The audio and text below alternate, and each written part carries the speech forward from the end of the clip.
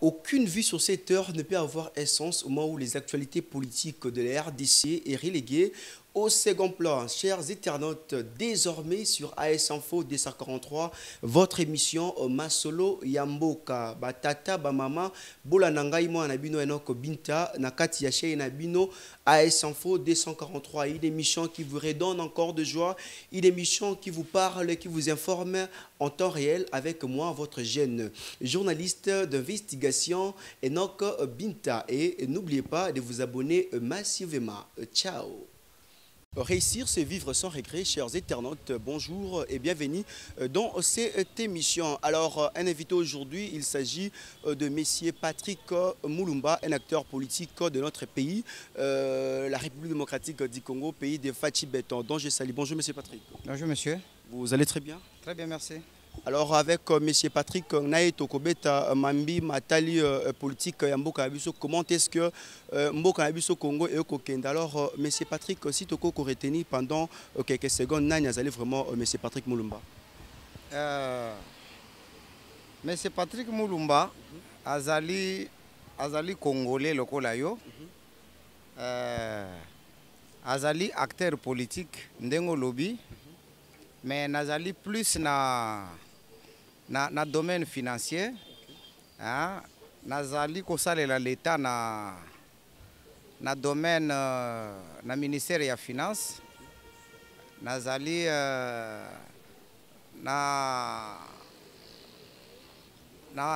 na jouer ba rôle ebele, hein? na ministère oyo nga nazali. J'ai été au cabinet lokola conseiller na époque ya Yav, hein? Nazalaki assistant administratif. Il y a DG Oyo Tozanaye Sikoyo na ministère des Finances précisément na Degerada.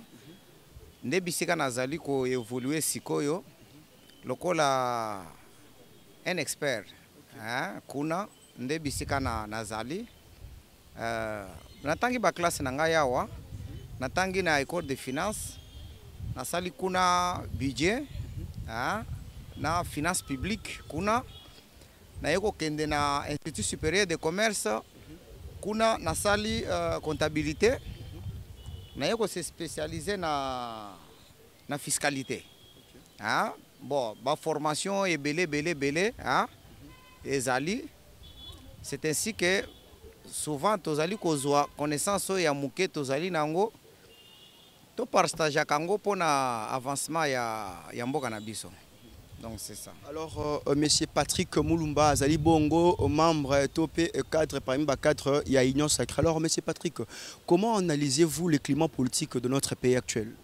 Oui, en fait actuellement au moment où nous vous parlons, avec les exploits que vient de réaliser Monsieur le Président de la République, Son Excellence Félix Tshisekedi Tshilombo, je crois que nous sommes en train, ou bien le Président est en train de remettre le pays sur les rails. Parce que au moment leur Président de la République a commis Président Namboka Oyo. Ayeko se retrouver dans configuration moko Oyo azalaki obligé contre sa volonté, réalité politique moko, et sali que il fallait kaka cohabiter na ancien régime oyo ayaki kokuta. Parce que boye bibino nyonso ke ye a gagné ki na élection présidentielle, mais na maponomi oya législative provinciale a gagné kité. Pour na ba réalité, hein, mususu oyo ba congolais nyonso ba yebi. Alors, pour na ko gérer mboka, il fallait obligatoirement ko sangana na baninga wana ko gérer mboka ensemble. Mais yeko sala que l'air to yeko sangana na baninga wana ba baton de roue eye ebele, ba blocage eye ebele, ba baton wana ba blocage wana e profitaki na ba congolais te. Parce que au komona président de la République apesi ordre, apesi mitindo pona mboka etambola malamu, ministre moko songolo atelemelier. Au commandant ministre a sali déclaration. Au commandant président de l'Assemblée nationale a sali déclaration. Au commandant président du Sénat, bamakambu nyonso wana ezalaki oyo tobengi ba blocage politique. D'après bango, soki totangaki na makanisi na bango ezalaki pona ko bloquer action ya chef de l'État 5 ans après azanga discours liboso ya ba Congolais. Alors, il fallait faire quelque chose en tant que garant de la nation. Il a tapé du poing sur la table pour dire que écoutez, c'est fini. 2 ans après, moi j'ai été là pour le peuple. Rien que pour le peuple. Alors, celui qui veut marcher avec moi, alanda directive oyangai. Alanda ligne de conduite oyongana zali kopesa. Yango moni, bon, ba mususu, ba longo misala, Union sacrée, Ebimi, coalition FCC Cash, Ekoufi, Tobandeli sur de nouvelles bases. Tozui majorité Yassika. Nde omoni tozali na assemblée na président de l'Assemblée nationale na vice naye que je félicite en passant.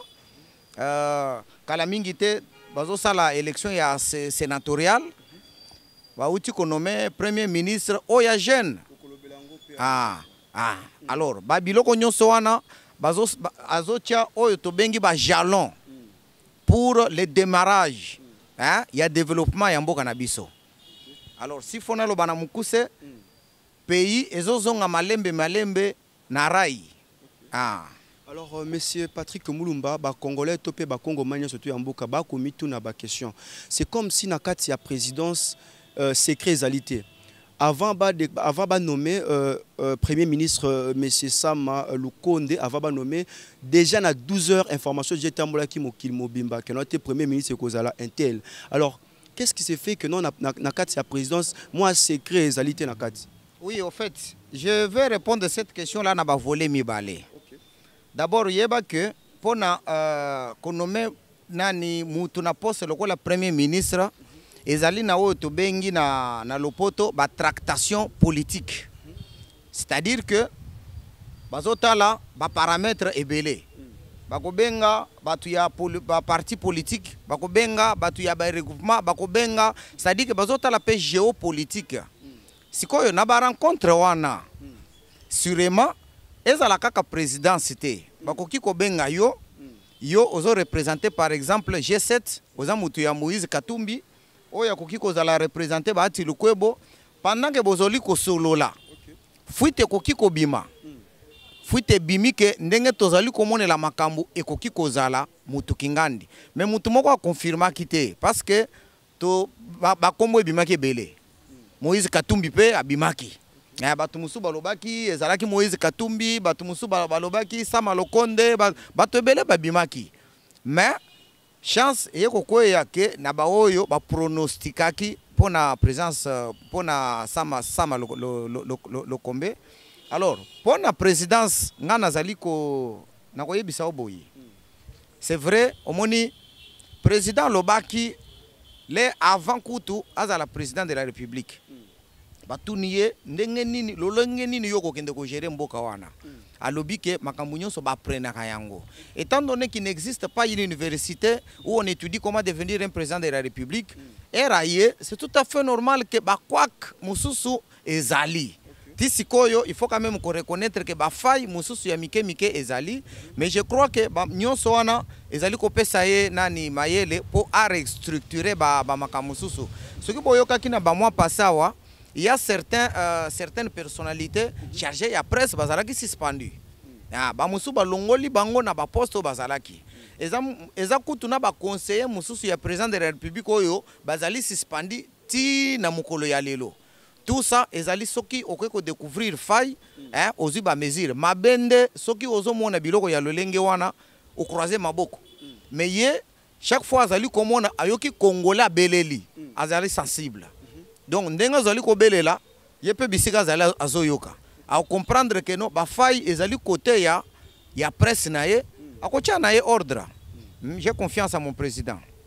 Merci beaucoup, monsieur Patrick Mulumba. Alors, avant de continuer à m'écouter, ça a communiqué par rapport à Makambo et Koleka.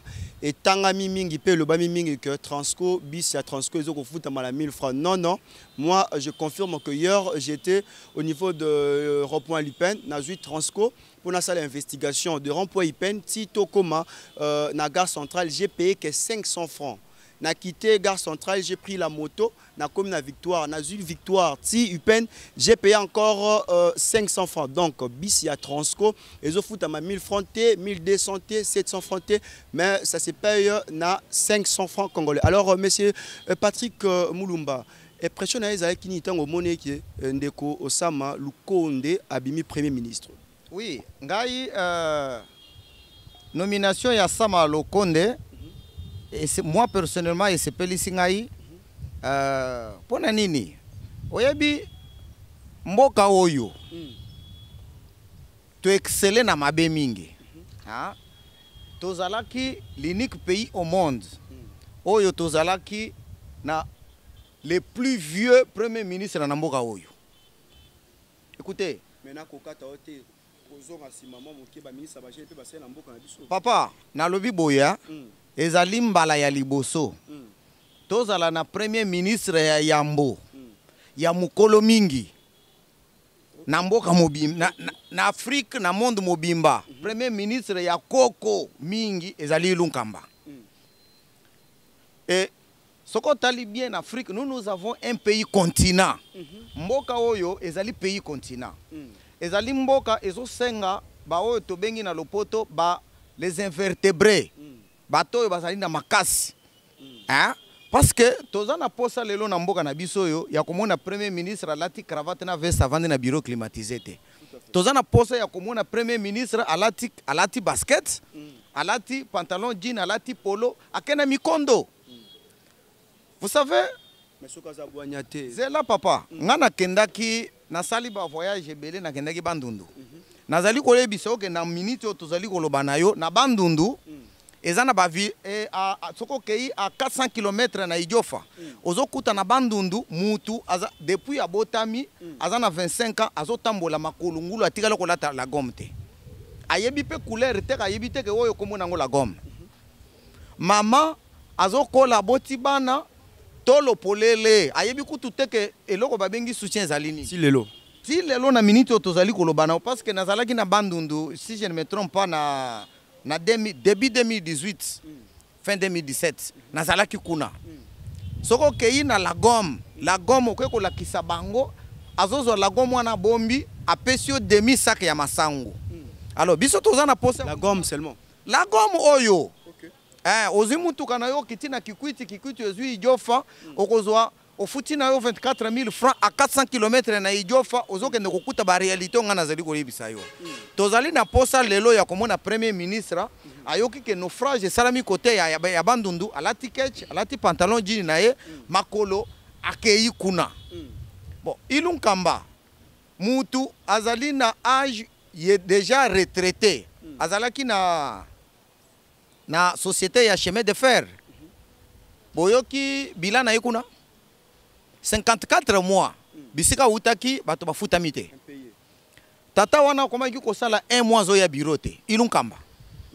Mais lokola ba réalité ya ba FCC cash esengaki bazui tata wana ya mukolo baye ko imposer na mboka na biso. Dans un pays continent. Tata wana na ndenge abimi par la petite porte. Akomaki bandundu oyokaki akomi bandundu oyokaki akomi Bukavu. Mais combien de catastrophes naturelles esalami kuna bisika nga na yebika akei akekaka lubu yagenda kaka Katanga akeba Congo une seule fois il n'a fait que 10 minutes là-bas on a hurlé sur lui. Tata wana na ndenge abimi akomi premier ministre abimi osomone na wileria. C'est pour dire que ezalaki gâchis. C'était un recul dans mboka na biso. C'est-à-dire que na kati ya primature s'il y a un monsieur où nous pouvons donc de tristes mémoires c'est Ilunkamba. Oyebi Mbutagizenga a travaillaki l'air Mbutagizenga moni que par rapport ya poids ya pays na biso ngai na kokokali susute. Il était souple. Il a demandé de se reposer. Atindi muzitu. Ozomona. Alors nomination ya Sama ngai na sepeli makasi parce que c'est un jeune. Ce pays doit avoir l'impulsion des jeunes. Doit avoir l'impulsion des jeunes. Doit avoir les gens qui sont frais d'intelligence comme Sama. nazo rappeler yo. Est-ce que yebi que na époque il y a troisième fois penalty, Sama wana zaki ministre. Il a pris le courage. Il était le ministre des sports. Il a pris le courage. Il a rendu le tablier. A rendre le tablier, à Longola qui ata tonga na bureau na été. Sama. Ce qui est ok kotuna Denis Kambayi, oyo basalaki na remise et reprise, ce monsieur-là a tout laissé au bureau et il est parti. Pourquoi? Parce qu'il a vu que Joseph Kabila voulait tripler les mandats. Voulait violer systématiquement la Constitution. Il a pris le courage. Il a démissionné. Nous avons rappelé au Lissoussou. Au début que Samawana, c'est le DG qu'on a nommé dans Jekamine. Tu sais qu'il a nommé à la Jekamine? Oyo. Ministre Kouete. De tristes mémoires. Il doit regretter. Yango moni na mukili. Hein? Ne faut pas se précipiter ya kosala mingi mabe soko za na poste ya responsabilité moko boyi. Ah, Kouete bisika azali ko regretter parce que Mouto ya bloqué qui pendant 2 ans a exécuté nomination na communauté, il est premier ministre. Vous pensez aujourd'hui ce médiocre là de Kouete peut revenir ministre dans ce pays? Très médiocre. Très médiocre. Mais toute cette bande là il y a FCC. C'est une bande de médiocres. Non, papa. Bakosala bango oito bengi exorcisme. Vous comprenez? Les problèmes yamboka oyo ezalaki problème yaba médiocre wanate. C'était plus le système qu'on avait monté. C'est que bango bayaki kokota na système. Avec leur médiocrité, ils se sont retrouvés. Maintenant là ba onyo so baye na union sacrée, bako subir oito bengi exorcisme. Bako exorciser bango papa. C'est-à-dire que oyena muyibi na yo ozoya kokuta système moko verroué. Olanda ki interview ya Jantini Ngobila. L'air bazali ko tuna ye Jantini Ngobila. Otekizandu. Olanda ki réponse na ye? Ah, Jantini Ngobila lobi boy. Ndenge nini yo koki koyebisa ngai na teka zandu na mboka oyo ya fachi. Elobi ebele elingi koloba ke nono na mboka oyo ya fachi. C'est l'état de droit. Pas de blague. Ah, pas de blague, tu ne peux pas te donner le luxe. Il y a que Oyiba. Ozomona. Alors, ngana sepeli na Sama parce que azana kati ya vision ya mokonzi mboka. Ah, azana kati ya vision au monaki le même jour ya nomination rencontre moko fluctueuse et ça n'a marqué entre yé na président de la République pour que ba pesa ye ba ligne de conduite, ba directive à suivre. Ce qu'il doit faire pour que les Congolais se retrouvent demain. Donc je ne peux que le féliciter là où il est et lui souhaiter le meilleur. Alors est-ce que Kombo ya Sama Lukonde, est-ce que ça qui peut na Kombo bakino a topé ba peuple congolais surtout bazai kozela? Mais écoutez, awa ezali problème ya bakino te, hein? Ba congolais. Oui, ce n'est même pas le problème des Congolais. Il y a de ces postes là où on laisse la latitude au pouvoir discrétionnaire du chef de l'État. Chef de l'État, Félix Tshisekedi, a un plan, a une vision pour ce pays. Maintenant, il regarde, parmi les plus de 80 millions de Congolais, il dit, qui peut matérialiser, qui peut concrétiser ma vision? Alors, il regarde, si dans son pouvoir discrétionnaire, à tomber dans Sama, nous les Congolais, on ne peut qu'applaudir. S'il n'appartient pas à nous les Congolais de dire que non, Tinda Oyo, Kotinda Oyo te, Tokoki Koloba par exemple, Ba Oyo, Ba Iba Mingi, Ba Mediocre. Lokola Lelo Soki Bazwaki Mutu, Lokola Mende, Ba Che Premier Ministre, Toko Lola, Toko Silika. Hein? Te, Omoni, Soki Mende Azongi, ce qui est aussi impossible. Mais ce n'est pas aussi difficile. Mais ce qui mène à Zongi, hein? A Kozonga na ba poste lokola poste ya premier ministre te. A Kozonga na ba poste ya commandement ya likolo ya mboka te. Ah, a Kozonga na ba poste oyo kozala na capacité ya kunuire lisusu na Congolais ndenge basalaki te. Ah, a kozala na poste moko mais a konuire te. Ah, oyo très facilement quand il va monter des actions pour détourner comme ils en ont l'habitude, il sera étouffé. comme dans un œuf. Tu vois? Alors, je suis content et je suis même sûr que la majorité des Kinois ou bien des Congolais sont d'accord avec cette nomination. Parce que ce qu'on a dit, Kirsus Yamutouana, il a les mains blanches. Ce monsieur-là, il n'a jamais été cité dans des détournements. Il était ministre des Sports. Allez-y là-bas. Il était un excellent ministre. C'est un homme correct, je le connais personnellement. J'ai son numéro, je le connais personnellement. C'est un homme droit, c'est un homme correct. Il n'a jamais été cité. Vous voyez, dans le dossier na niveau de sport, le ministre Nyonsoyo, le Kakuna, il y a un bon. Bakonga. Ayi bambongo, bakonga oyo, ayi bambongo.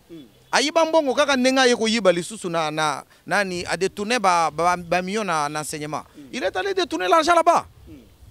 Denis Kambayi, il était ministre, il a détourné l'argent là-bas. Mais ce qu'on tourne l'actuel premier ministre, Solonaye, sur le plan de la gestion ya mboka oyo, hein, azali mutu moko intègre. Ça sent bon. Ça sent bon. Alors, on lui donne la chance. On lui donne la chance. Moi, je sais qu'il va réussir son quinquennat. Bien que c'est limite, hein, nous avons encore 2 ans, donc juste 2 ans et demi pour qu'il relève la pente. Mais je crois qu'il va faire quelque chose. Alors, Nangambo Alamuka Bakoloba ete bako douter par rapport à la compétence ya Ndeko Sama le Konde, Batmusu Bakoloba ete azali na étranger, azali auta ekotambola partout. Eza te ke barime ekoloba ma partout na ba médias surtout que note azali compétent, azali mwana mboka te. Mon cher ami, oyebi bobo sanakate, oyebi depesa bandaki koloba na mboka oyo ke les jours où IDPS sera au pouvoir, opposition et kokufa. Vous voyez bien, c'est-à-dire que lorsque vous manquez à dire, hein, vous vous jetez dans des spéculations inutiles et de mauvais goût. Yo lobby kaka ke azali étranger, mais ngana landi ba musuba lobby ke nono sama aza kabiliste. Ah, balakisi ba photo ba che flèche. Balobi balakisi sama pembeni ya Joseph Kabila. Mais batuana o bazali koloba. Soki na bandi kotanga ba kombo les vrais meilleurs kabilistes, les voleurs, les détourneurs sont dans la muka. Moïse Katumbi azanane. Azan union sacrée. Non, ngana lobite ke nani azana union sacrée to nani. Nazo koma wana. Moïse Katumbi azanane. Kabiliste oui ou non? Tshisekedi actuellement. Te aza Tshisekedi awana gestion yo tozana Tshisekedi te. Voilà pourquoi au moni babimisi union sacrée balobi que ce n'est pas un parti politique. Moins encore un regroupement politique. Ah, ce n'est pas le pouvoir de Dialelo. Quand le président de l'Union africaine a quitté là où il était, il est venu, il a refusé qu'on fasse le Dialelo. Ici, ce n'est pas les Tshisekedistes. Ici, c'est la gestion quotidienne de la chose, de la res publica. Vous comprenez? Oyebi, nazo betolo lisolo moko.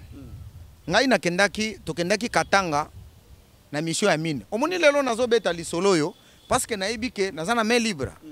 Tokei ko contrôler ba société minière ezana Katanga.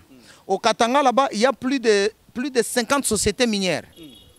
Papa, na machine nanga nazo contrôler ba société wana, je me rends compte que les recettes oyo ba société minière wana ya Katanga il faut ba futa, hein? Je suis devant plus de 20 milliards de dollars, s'il vous plaît. Ah, sikoyo ndenge ba diskitaka budget na parlement, nous sommes des experts. Tokendaka, tokeko pesa bango ba élément. Toyebisi bango les recettes en dépenses tout comme en recettes, voilà les réalisations, voilà les prévisions. Tokendaki na parlement, à cette époque-là, Nazalaki assistant à DG, j'ai rencontré un groupe de députés alors qu'ils étaient encore des opposants, entre autres Lisanga Bonganga. Okay. Je vais voir Lisanga Bonganga au couloir du palais du peuple. Il discutait le budget ici, le budget de 4 milliards. Et qu'est-ce qu'il discutait là-bas? Au port de Matadi, il y a fraude. Au grand marché, les taxes se volatilisent. Oh, les impôts sur les revenus locatifs, on n'en paye pas. Alors, j'ai approché Lisanga Bonganga. J'ai dit, mais honorable, vous êtes en train de de passer au perchoir. Vous discutez du budget. Mais pourquoi nous vous avons donné les éléments de ce que les sociétés minières réalisent rien qu'au Katanga? Mais pourquoi vous ne pouvez pas prendre ces éléments ici, en débattre à haute voix devant tous les Congolais? Dire aux Congolais que, écoutez, voilà les recettes qui proviennent du Katanga. Parce que rien qu'avec ces recettes-là, vous n'allez pas citer 4 milliards. Vous serez au-delà. C'est-à-dire que les Congolais, tous les petits commerçants ici peuvent s'abstenir de payer les impôts et taxes. Rien que ces recettes-là, vous êtes dans les 20 milliards. Mais pourquoi vous n'en parlez pas?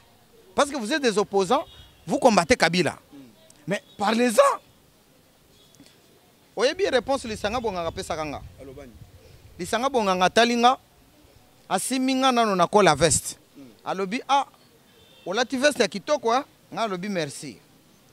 Ayebisinga, ozana nu jena, nalobi merci. Atuninga, ozana bana boni. Na yebisiye. Ayebisinga, yoza show mingi, mais nazo peso recommandation moko. Oya zana la muka wana. Nazo peso recommandation moko. Makambo yo olobi ao. Etika la kaka na munoko na yo, ba donner wana etika na machine na yo à jamais. Yo zana posangana kendo koloba ba bêtise wana kufa. J'avais compris à cette époque-là que ces opposants ici, c'est un groupe théâtral. J'avais même eu l'idée, Yakobenga Caleb, na batu musuba kende ko recruter batu wana bacha bango na ba groupe na bango. Parce que oyebi très bien que mais kasi batu ya théâtre musuba zaki na parlement. Il fallait ba Caleb na ba muyombe gauche ba recruter ka bango. Parce que oyebi très bien que ba réalité ya mboka oyo ezali boyi. Yozo mibimisa liboso ya ba kongomani comme si yonde ozo kufa martyr pona bango. Alors que tu es un aventurier, tu es en train de regarder ton ventre. Pour preuve, au moni Kabila sali ba concertation, balisanga bonganga nyonso bakeiti. Bakende kuna. Bakende ce qu'on appelle mangeoire. Moni siko que mangeoire esili. À se retrouver siko libanda, il fallait trouver un endroit où faire du bruit pour être récupéré. C'est-à-dire qu'un Congolais sérieux, akoki kolanda clique wana ya batu bazana la mukata. Martin Fayulu wana. Asa c'est déjà dossier na Kimbuta. Asa na dossier na Kimbuta. Soki Kimbuta a fait autant d'années dans la ville de Kinshasa ici, a nyokoli Congolais awa. Grâce à nani? Martin Fayulu te. Mais c'est Martin Fayulu. Mais il veut donner à qui la leçon? En 2014, yo ebaga Martin Fayulu. Na Martin Fayulu, yo ebaga en 2014. Mais il Martin Fayulu, il pour preuve. Pour moi, vraiment que Batouana, Bazali Kosala, nani opposition ya ventre. Hein? Tala kaka, bazo tobola kaka pine kaka ya mutuka. Moi, na ya vandi na se. Abina oje soute, mais pine za combien? C'est $140, non? Avant na se, lo na oje na ngaite. Il faut pine na ngabima. Et au somona wapi, opposant ke kosala marche na mutuka. Nous, on nous a gazé, non? On nous a mis des gaz. Etienne Tshisekedi wa Mulumba, de res mémoire. Oso monae, azo sala marche, de kolo mutuka. Asalate. Mais au moni mwana maya avandi na limete wana avandi tinase. Avandi nase azo le lapine mutuka. C'est-à-dire que ce sont des gens qui font du bruit pour les ventres. Vous comprenez? Bazo sala makelele pour les ventres. Alors, Bamonike, façon Makambu, les autres tambolela, ils n'ont pas de discours. Oyebi, opposition ya malamu ezalinini. Si vous avez le peuple derrière vous, ayez le mot d'ordre. Donnez le mot d'ordre. Ça dit que yo vandi, on le dit qu'en tout cas, tu sais que les autres gérés mabe, Congolais, azali ko soutenir yete. Mais tellement mukolo mususu loba que Congolais bossa na tout ça la marche. Fayulu, akoko benga bato basa la marche. 100 personnes babimi. En dehors, il y a Sainte-Thérèse. À ça, il y a wapi. C'est à Tambola wapi. Avant Tambola wapi. Oh, bisika yo yebi que non, à Sangisa Penda, masse, il y a ebele wapi. En dehors, il y a Sainte-Thérèse. Yo yebi wapi. Exact. Exactement. Écoutez, au moni batuloko la ba Fayulu, kombo na bango merci Moïse ou bien merci Félix. Ces gens-là sont les fruits, sont les produits de l'IDPS. Ils ont pris le nom de l'IDPS. Ce qu'on a dit cursus, Yabatunyon Sowana, ils ont pris le nom de l'IDPS, ils ont collé ce nom-là sur leur corps. Pour que voix na bango yokana. Alors, herbe a commis na période il y a campagne avec leurs bourdes qu'ils ont commis. Mais il a fallu que Moïse Katumbi, là où il est au Katanga, il est en train de regretter de ces messieurs-là. Il a tenu. Amen. Fayoul avait les moyens. Fayoul était connu au Katanga. Il était déjà là-bas. Il était connu où? Mais Moïse Katumbi et Jean-Pierre Bemba l'ont tenu. Mais malheureusement, hein, l'homme il est ce qu'il est. Voilà le sort. Voilà le sort. Il est en train de regretter ces millions qu'il a dépensés. Mais papa, nous aurons les élections en 2023. Tu me donneras raison. Tu verras que Fayoulou n'est rien. Ah, tu verras vraiment que Fayoulou n'est rien.